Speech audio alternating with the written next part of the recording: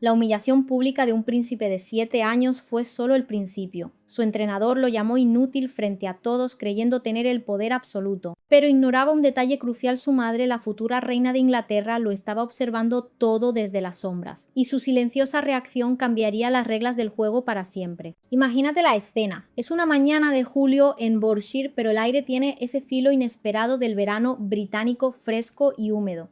Los campos detrás del colegio Ladbrokes, una de esas instituciones donde la historia pesa tanto como los libros de texto, todavía brillan con la lluvia de la noche anterior. Un grupo de niños con sus uniformes de educación física, pequeños cuerpos temblando un poco por el frío, se alinea en el campo de rugby. Algunos charlan nerviosos y excitados, otros patean la hierba mojada como si buscaran una respuesta en la tierra. Y en medio de todos ellos hay un niño. El príncipe Louis. Tiene solo 7 años, cursa el tercer año y parece un poco perdido en su propio uniforme. Un conjunto azul marino con medias blancas que se niegan a permanecer en su sitio y un cuello de camisa que ha decidido rebelarse. Tiene los ojos un poco somnolientos, pero lo que realmente domina su expresión es una ansiedad palpable, una que conocen todos los niños que alguna vez se han sentido fuera de lugar, porque hoy es uno de sus peores días. Hoy toca entrenamiento de rugby. El rugby para Louis no es solo un deporte, es un recordatorio, un susurro constante que le dice que no es lo suficientemente bueno, una idea que se le ha clavado en la mente como una espina. Así que, como de costumbre, está ahí solo para hacer número un fantasma en el campo. Pero hoy algo va a cambiar, algo que redefinirá por completo la imagen que tiene de sí mismo. Al frente del grupo, trotando con un silbato colgando del cuello, está un hombre que parece tallado en granito. Es el nuevo entrenador del equipo, el señor Joseph David. Alto de aspecto serio y con una voz de barítono que parece hacer vibrar el suelo, infunde un nerviosismo inmediato en los niños. Se unió al colegio en marzo con una misión clara: mejorar el programa deportivo, y su método es la disciplina estricta, casi marcial. Mirada al frente, brama el coach Joseph. Su voz resuena en el aire frío. El rugby se basa en el trabajo en equipo y la sincronización. Si no puedes atrapar un balón, estás frenando a todo el equipo. Los niños asienten como pequeños pájaros asustados. La mirada del entrenador se posa entonces en Louis, que intenta con todas sus fuerzas parecer uno más del grupo. Comienza el ejercicio de pases. Uno por uno, los niños atrapan y lanzan el balón. Algunos con una fluidez natural, otros con la torpeza propia de la edad, pero todos lo intentan. Y entonces llega el turno de Louis. El balón vuela hacia él, rápido, girando sobre su eje. Extiende las manos, pero es inútil.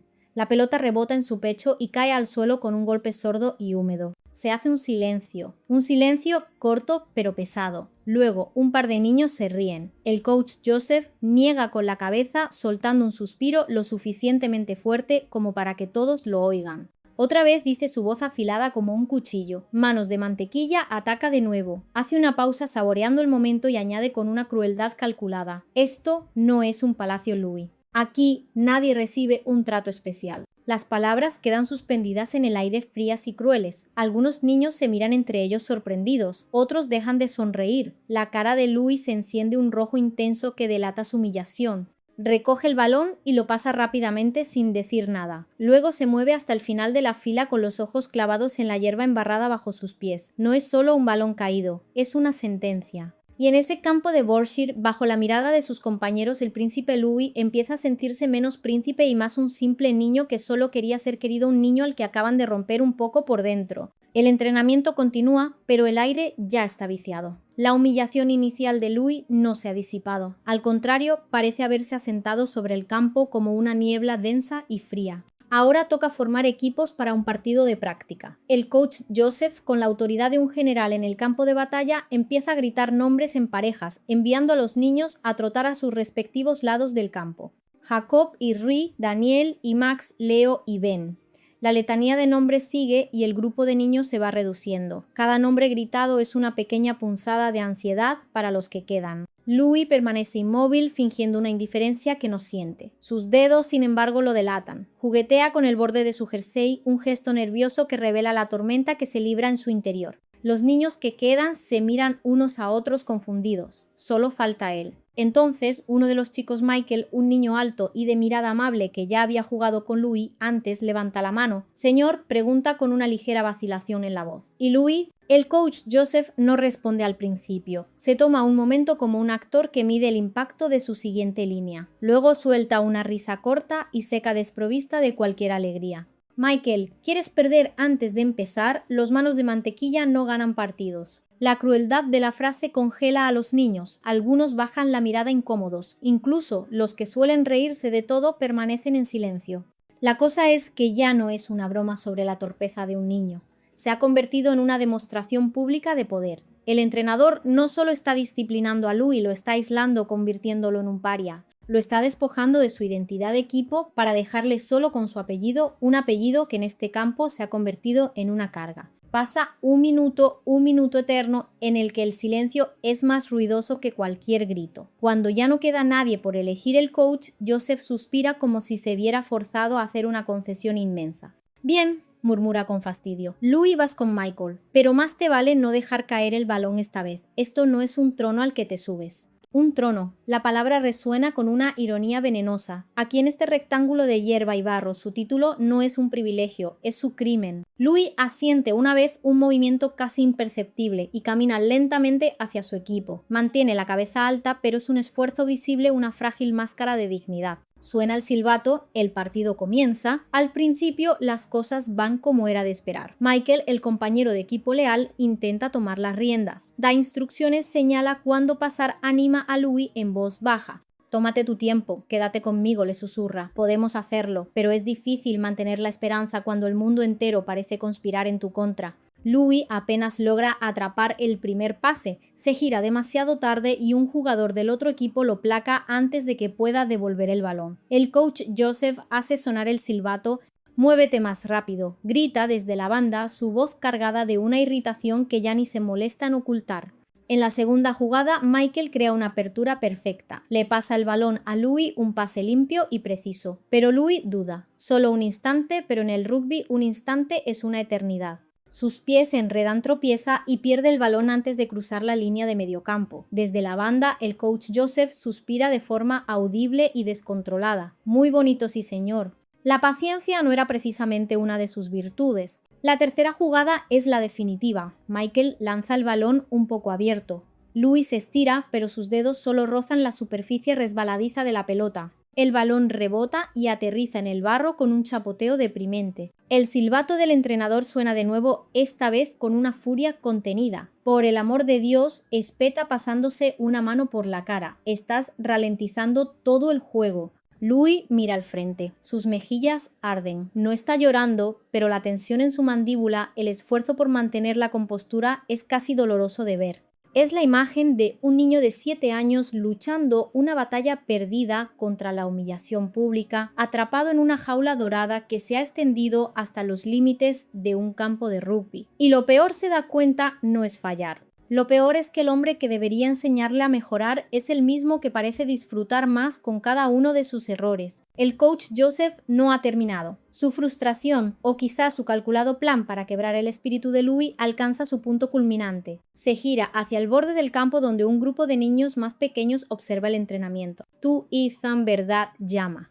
Un niño más joven de segundo año parpadea sorprendido. Ha venido solo a ver a su hermano mayor. Lleva el jersey del colegio y sus botas de fútbol aún están limpias. Sí, señor, responde con voz tímida. Entra, grita el entrenador. Vas a cambiarte por Louis. La orden cae como una losa. Michael, el compañero de Louis, abre la boca para protestar, pero se detiene. ¿Qué puede decir? El entrenador es la máxima autoridad. Louis, sin embargo, no dice nada. Da un paso atrás sin cruzar la mirada con nadie. Camina hacia la banda, se cruza de brazos con fuerza, como si intentara abrazarse a sí mismo, y se queda allí observando el resto del partido en silencio. Un príncipe destronado exiliado a los márgenes de su propio equipo. Ethan corre al campo inseguro al principio, pero una vez que el balón está en juego, se mueve con una agilidad y una confianza que desarman. Esquiva con rapidez, hace pases precisos y en su segunda jugada anota un try. Los chicos de ambos equipos lo aclaman. El coach Joseph aplaude, su rostro ahora iluminado por una sonrisa de satisfacción.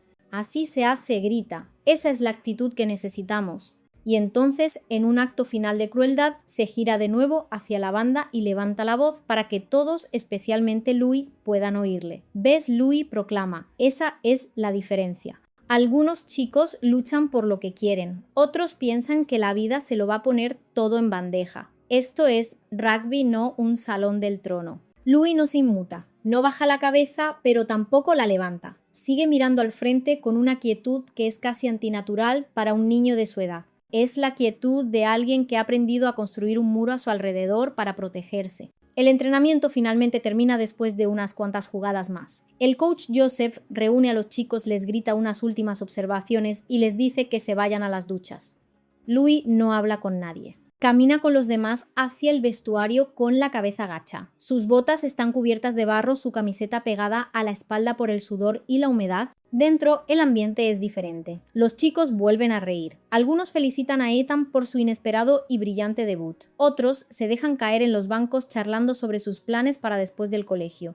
El vestuario, ese santuario de camaradería, se ha convertido para Louis en otro escenario de su aislamiento. Se sienta en el extremo más alejado, desatando en silencio los cordones de sus botas. Michael se desliza en el banco a su lado. ¿Estás bien?, pregunta en voz baja. Louis se encoge de hombros. Un gesto mínimo. Sí. Seguro, insiste Michael, porque no sé qué ha sido eso de ahí fuera. No era solo por el balón. Jacob ha fallado 2 placajes seguidos y el entrenador ni ha parpadeado. Louis no dice nada. Michael baja aún más la voz. ¿Crees que tiene algo en tu contra? Louis vuelve a encogerse de hombros más lentamente esta vez. No lo sé, dice su voz apenas un susurro. Quizás. Jugaste mejor la semana pasada, añade Michael intentando ofrecer algo de consuelo. No dejes que esto te afecte. Antes de que Louis pueda responder, la puerta del vestuario se abre. El coach Joseph entra primero hablando con alguien que está justo detrás de él. Y entonces entra ella, Catherine, princesa de Gales. Lleva un largo abrigo azul marino y sostiene una chaqueta doblada y su bolso. Sus pasos son silenciosos, pero su presencia parece cambiar la atmósfera de la habitación al instante. Cada niño en el vestuario parece notarla.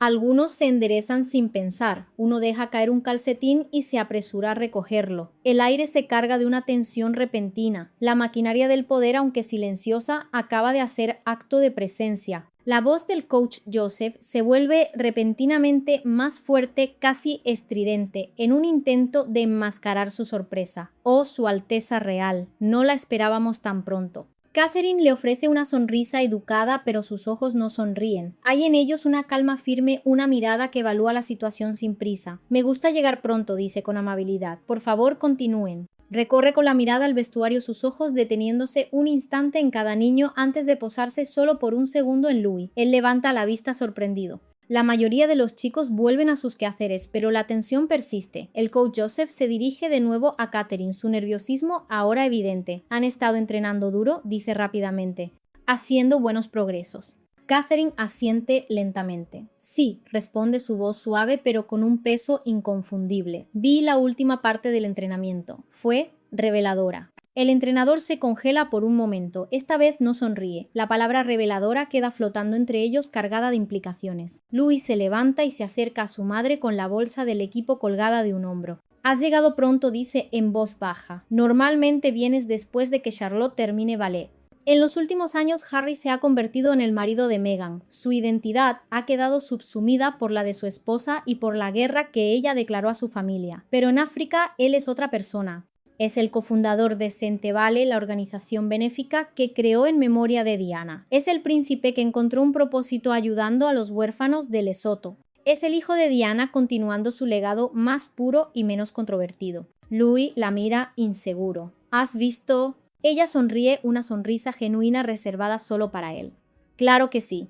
Y quiero que recuerdes algo. Se inclina ligeramente para que él pueda oírla con claridad, creando una burbuja de intimidad en medio del vestuario tenso. Eres el mejor jugador que hay ahí fuera, Louis le susurra con delicadeza. No lo olvides nunca. Cerca de allí, Michael, que ha estado observando la escena, abre los ojos como platos. Unos cuantos chicos más giran la cabeza fingiendo no escuchar. El coach Joseph permanece inmóvil con las manos entrelazadas a la espalda. Su rostro se ha vuelto tenso y silencioso. Abre la boca como para hablar, pero la vuelve a cerrar. ¿Qué podría decir? La princesa de Gales no ha levantado la voz, no ha hecho una sola acusación. Simplemente ha reescrito la narrativa. Ha desmantelado la humillación del entrenador con una simple frase de amor y confianza incondicional. Louis no dice nada, pero algo cambia en su rostro. Se yergue su espalda, se endereza, su barbilla se eleva un poco, asiente una vez un pequeño gesto de aceptación. Luego él y su madre salen de la habitación. El vestuario queda en un silencio extraño.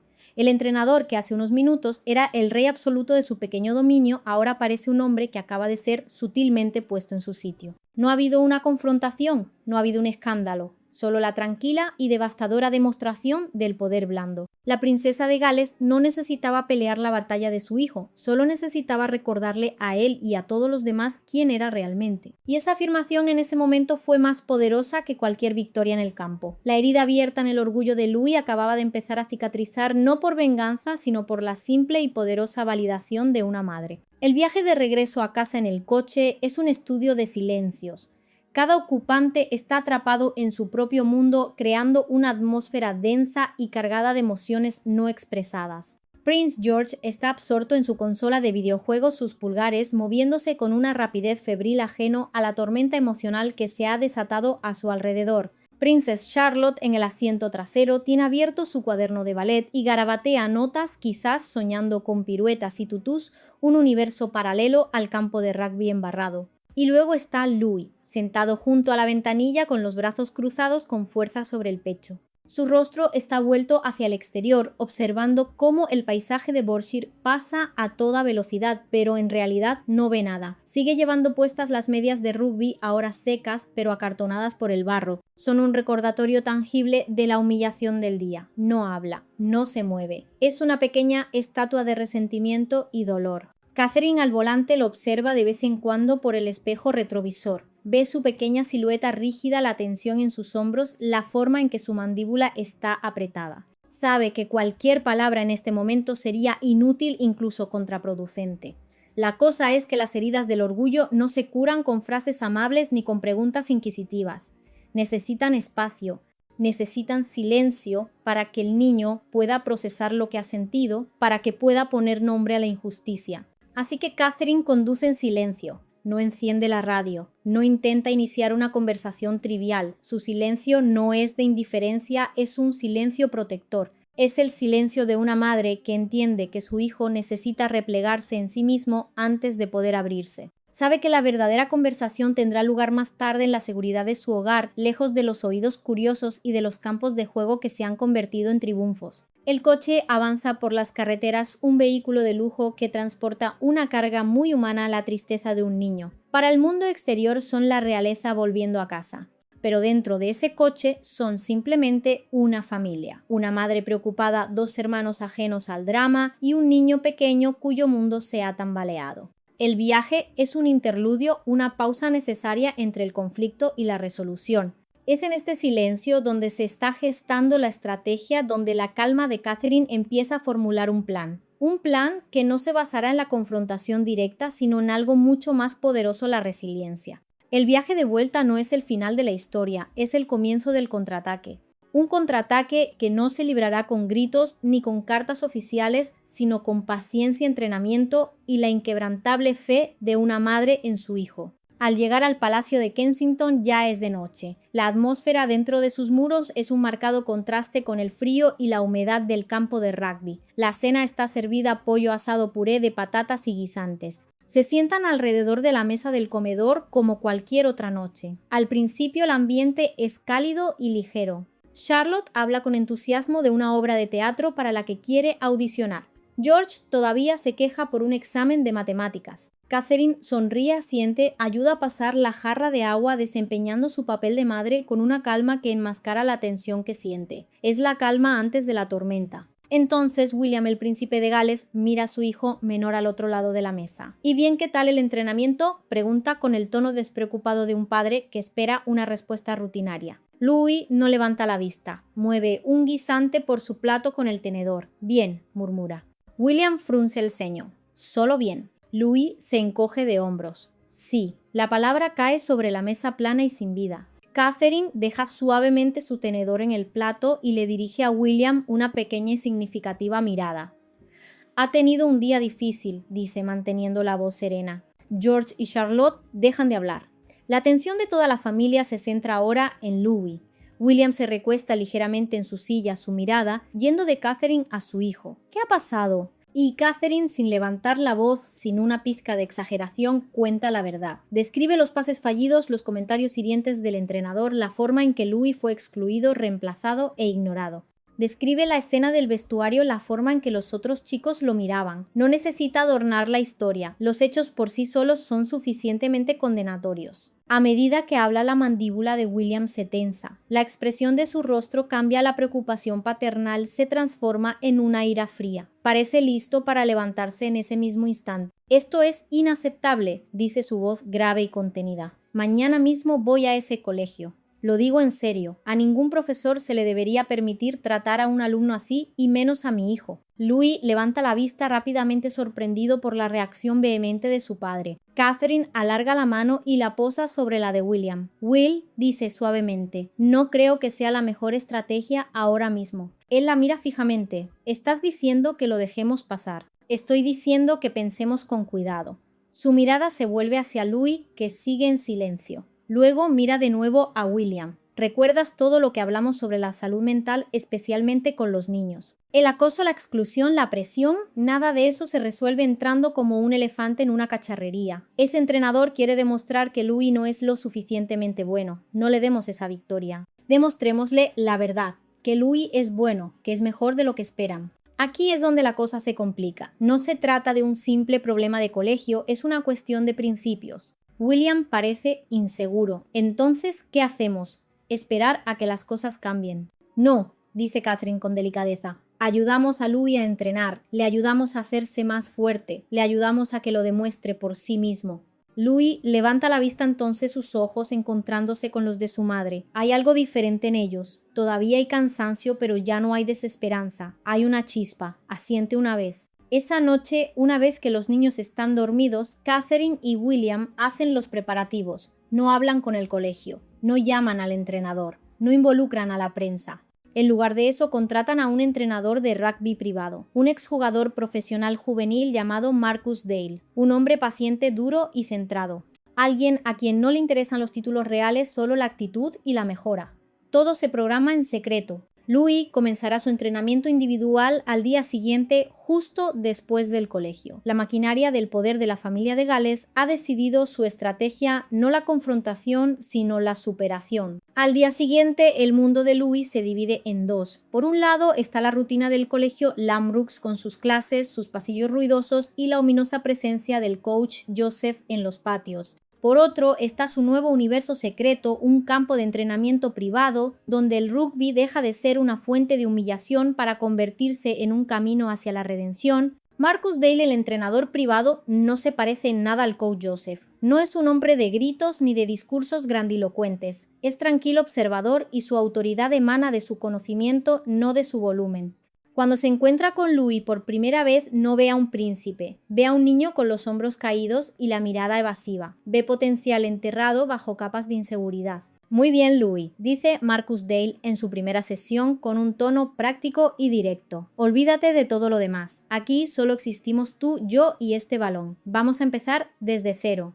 Y así lo hacen. Cada tarde, a veces hasta que el cielo se tiñe de naranja y morado, Louis entrena. Pero este entrenamiento es diferente. Marcus no se centra en los errores, se centra en la técnica. Le enseña a Louis cómo colocar las manos para recibir un pase en espiral, cómo usar el peso de su cuerpo para absorber el impacto, cómo leer el campo y anticipar los movimientos del oponente. Practican pases, carreras, placajes, una y otra vez.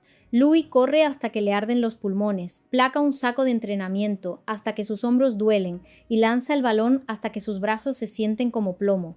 Pero no hay humillación. Cada error es una oportunidad de aprendizaje. Bien, casi lo tienes, dice Marcus después de un pase fallido. Intenta girar la muñeca un poco más al soltar. Así. Perfecto. Poco a poco algo empieza a cambiar en Louis, se vuelve más fuerte, más rápido. Sus movimientos, antes torpes y vacilantes, adquieren una nueva fluidez y confianza. Pero la transformación más importante es la que ocurre en su interior. Marcus no solo trabaja su técnica, trabaja su mentalidad. El rugby no se juega solo con el cuerpo, Louis, le dice un día mientras descansan en el césped. Se juega con la cabeza. Cuando estás en el campo no puedes pensar en el último error.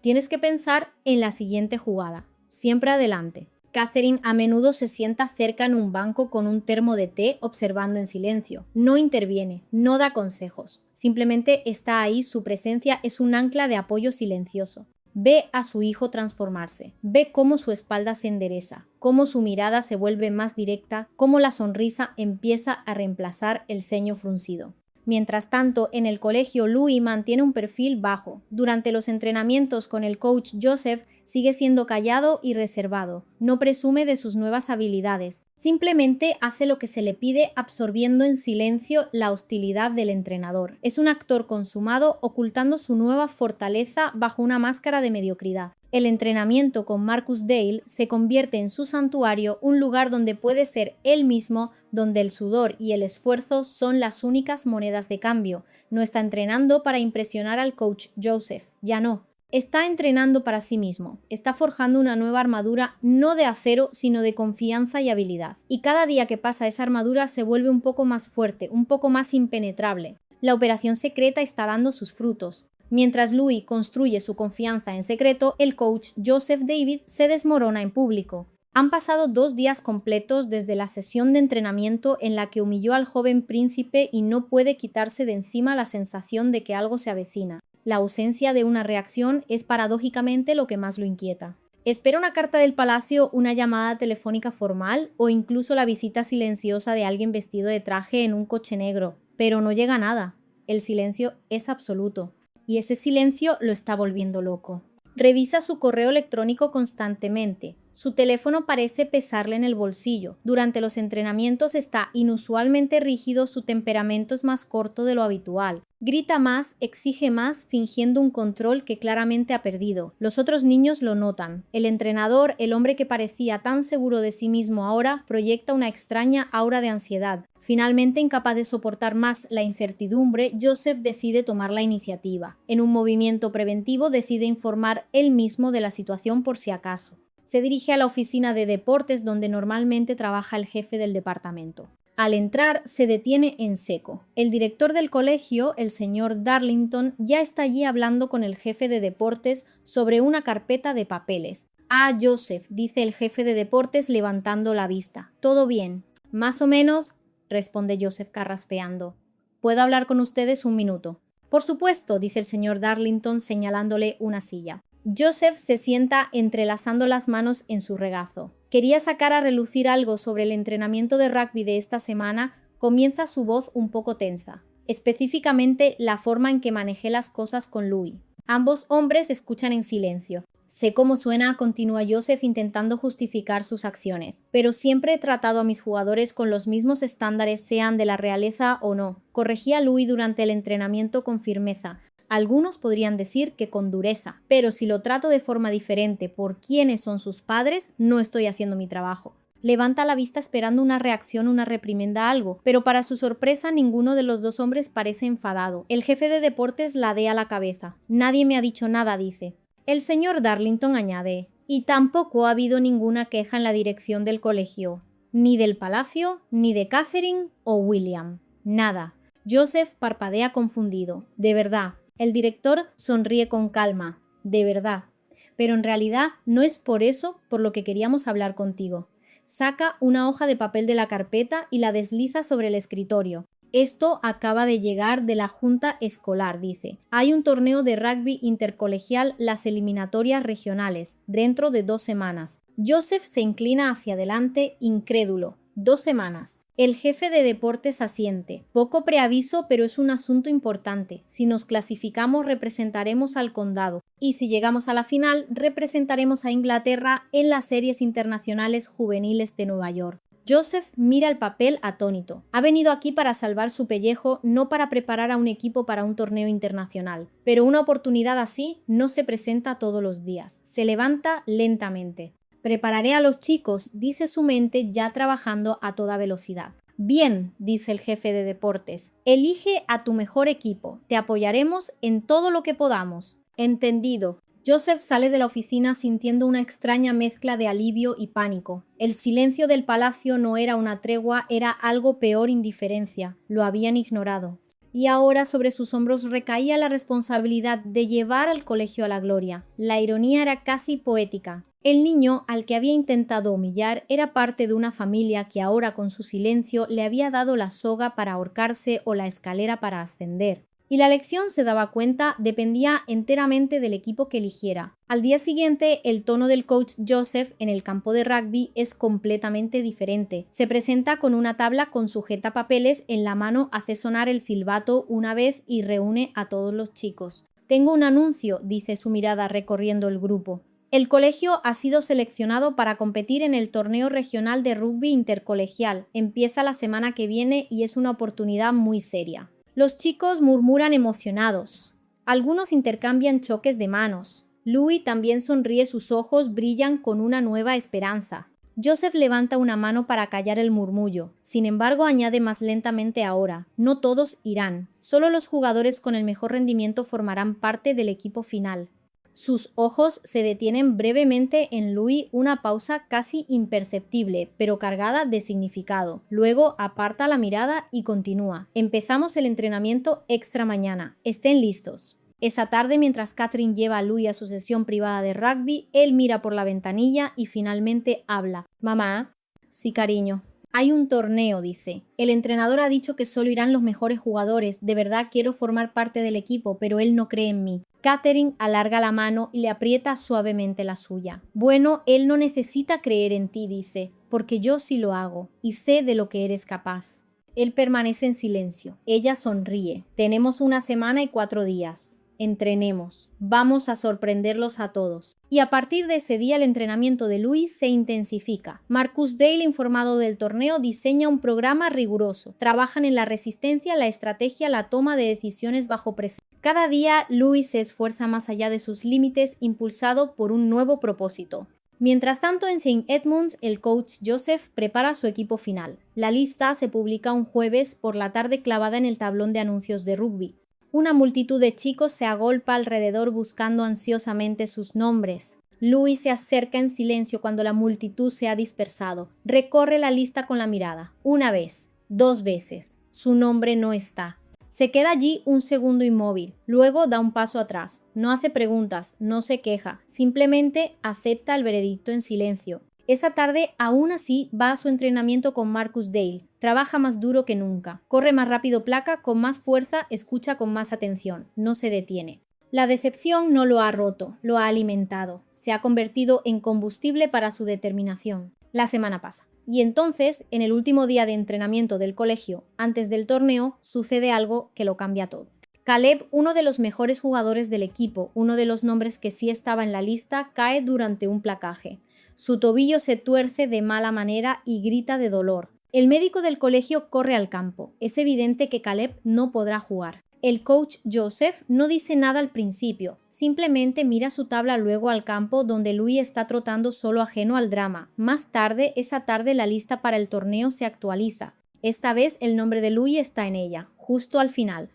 Reserva. Louis no dice una palabra, empaca su equipo y sigue entrenando. El destino, o quizás la simple casualidad, le ha dado una oportunidad, una pequeña rendija de luz, y está decidido a derribar la puerta. La mañana del primer partido llega envuelta en una atmósfera de tensión y frío. El equipo de St. Edmunds llega a Eton College. El cielo está cubierto de nubes grises y el campo, aunque perfecto, parece intimidante. El equipo de Eton ya está calentando en el campo, son rápidos, serios, concentrados. Todo el mundo sabe que son un rival formidable. Los chicos de St. Edmunds se sienten nerviosos, se reúnen cerca del banquillo mientras el coach Joseph lee en voz alta el equipo titular. El corazón de Louis late con fuerza mientras escucha los nombres, pero el suyo no es uno de ellos. Ha sido puesto en el banquillo. No hay queja, no hay una mirada de decepción. Simplemente se sienta, se sube la cremallera de la chaqueta y observa cómo comienza el partido. Se ha preparado para esto. Sabía que no sería fácil. Su batalla no era solo contra el equipo contrario, sino también contra las dudas de su propio entrenador. El árbitro hace sonar el silbato. El partido comienza. Al llegar al descanso, el marcador es de 5-2 a favor de Eton. St. Edmunds ha hecho algunas jugadas decentes, pero su defensa es débil y los pases son imprecisos. La moral del equipo está por los suelos. El coach Joseph grita instrucciones desde la banda, pero nada parece funcionar. Su frustración es palpable. En la segunda mitad, las cosas mejoran brevemente. St. Edmunds consigue anotar 3 puntos, pero no es suficiente. El marcador es ahora de 8-5 a favor de Eton. La energía vuelve al equipo, pero es una energía tensa desesperada. Quedan 5 minutos en el reloj. El equipo busca respuestas que no encuentra. El coach Joseph maldice por lo bajo. Nos hemos quedado sin sustituciones, murmura para sí mismo. Luego se gira lentamente su mirada, recorriendo el banquillo como si buscara un milagro. Sus ojos se posan en Louis. Louis ya está de pie en la banda estirando en silencio. Ha estado observando cada jugada, analizando los puntos débiles de Eton, no ha esperado a que lo llamen, se ha preparado para el momento. El coach Joseph duda un instante. Es el momento de la verdad, su orgullo contra la posibilidad de ganar. Finalmente asiente. Louis, entras. Louis se pone el protector de cabeza y corre al campo. No hay miedo en su rostro, solo una concentración absoluta. El ritmo del juego es feroz. Eton defiende con uñas y dientes, pero Louis se mueve con un propósito y una confianza que sorprenden a todos. Sus pases son limpios y precisos. Su posicionamiento en el campo es impecable. No duda. En los 2 últimos minutos con St. Edmunds presionando, Louis ve una apertura. Se lanza a un hueco, recibe un pase perfecto y corre por la banda como si su vida dependiera de ello.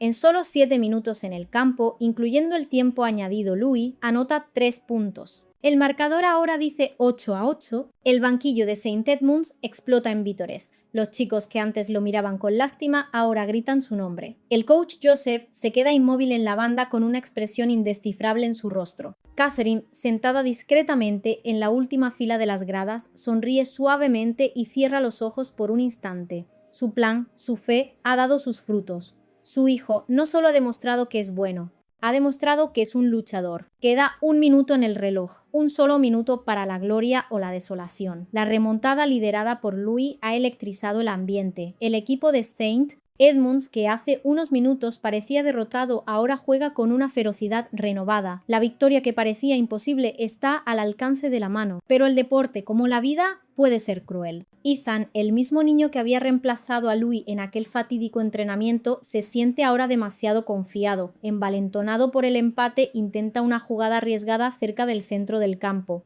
Trata de hacer un pase largo y espectacular, pero pierde el control. El balón se le escapa de las manos en un fumble torpe. El equipo de Eton, disciplinado y oportunista, capitaliza el error al instante. Un jugador recoge el balón suelto, se produce una ruptura limpia, una carrera solitaria hacia la zona de anotación. Y entonces suena el silbato. El marcador final 9-8. Eton ha ganado. El silencio cae sobre el equipo de St. Edmunds. La euforia de hace un momento se ha evaporado, reemplazada por la amarga decepción de una derrota por la mínima. Louis se queda en el campo con las manos en las caderas jadeando. Su rostro muestra decepción pero no derrota. Ha dado todo lo que tenía. Sabe que ha jugado el mejor partido de su vida. No hay nada que reprocharse. El coach Joseph no dice mucho. Simplemente observa cómo Louis regresa al banquillo. Hay un destello de algo ilegible en sus ojos. Respeto, arrepentimiento. Es imposible saberlo. Momentos después, el director, el señor Darlington, y el jefe de deportes se acercan al coach Joseph en la banda.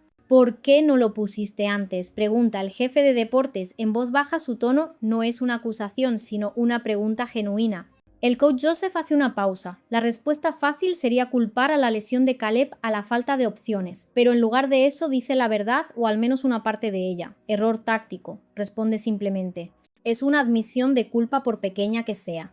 A pesar de la derrota, la actuación de Louis no ha pasado desapercibida. En la ceremonia de entrega de premios, para sorpresa de muchos, es nombrado jugador del partido. Cuando da un paso al frente para aceptar el pequeño trofeo, algo inesperado sucede. Un reportero local que cubre el torneo para un periódico escolar se acerca a él con un micrófono. Una actuación increíble, especialmente en los últimos minutos, dice el reportero. ¿Cuál fue tu motivación? La multitud se calla esperando la respuesta de un niño de 7 años. El coach Joseph levanta la vista expectante. Louis no duda. Mira directamente al reportero y con una voz clara y firme que parece pertenecer a alguien mucho mayor, responde. Mi entrenador, dice. El coach Joseph se endereza una leve sonrisa comenzando a formarse en sus labios. Pero Louis continúa. Una vez me enseñó que la mejor manera de silenciar a los que te acosan no es peleando con ellos, es demostrándoles que eres mejor. La multitud se agita. Un murmullo recorre las gradas. Las palabras de Louis, tan simples y a la vez tan cargadas de significado, quedan suspendidas en el aire. El coach Joseph se congela. La sonrisa que empezaba a formarse en su rostro se desvanece reemplazada por una expresión de pura incredulidad. Esas eran las palabras exactas. Las mismas palabras que Catherine le había dicho a William en la mesa del comedor la noche en que el coach Joseph lo había humillado por primera vez. Demostrémosle la verdad, que Louis es bueno, que es mejor de lo que esperan. De alguna manera esas palabras habían viajado desde la intimidad de un palacio hasta el micrófono de un reportero en un campo de rugby, y ahora habían vuelto para cazar al coach Joseph. El entrenador mira a Louis, que sostiene su trofeo con una calma imperturbable, y por primera vez no ve a manos de mantequilla. No ve a un niño privilegiado que necesita un trato especial, ve a un oponente formidable. Un niño que ha aprendido a librar sus batallas no con fuerza bruta, sino con inteligencia, resiliencia y una elegancia devastadora. Louis no lo ha llamado acosador, no lo ha acusado de nada, simplemente ha tomado una lección de su entrenador, una figura anónima y sabia, y la ha compartido con el mundo. Ha sido una jugada maestra, un jaque mate sutil y brillante. Ha expuesto a Joseph sin atacarlo, dejándolo solo con la conciencia de sus propias acciones. El reportero, ajeno a la compleja dinámica que se desarrolla ante él, simplemente sonríe. Sabias palabras, dice, felicidades de nuevo. El equipo de St. Edmunds, a pesar de la derrota, rodea a Louis, lo palmean en la espalda, lo felicitan. Michael le da un abrazo. Te lo dije, le susurra al oído, sabía que lo tenías dentro. Más tarde, cuando Catherine se reúne con Louis, no menciona la entrevista, no necesita hacerlo, simplemente lo abraza. Un abrazo largo y cálido que lo dice todo. Estoy muy orgullosa de ti, le dice su voz llena de emoción. Perdimos, responde Louis, su voz un poco ahogada contra el abrigo de su madre. Algunas victorias no aparecen en el marcador, cariño, le dice ella. En el viaje de vuelta, el silencio en el coche es diferente. No es el silencio tenso y doloroso de la ida, es un silencio tranquilo, satisfecho. Louis se queda dormido apoyado en la ventanilla con el pequeño trofeo del jugador del partido sujeto con fuerza en su regazo. La historia de lo que pasó en el torneo de Eton se extendió por Ladbrokes. Los chicos hablaban de la increíble remontada de Louis, de su calma bajo presión.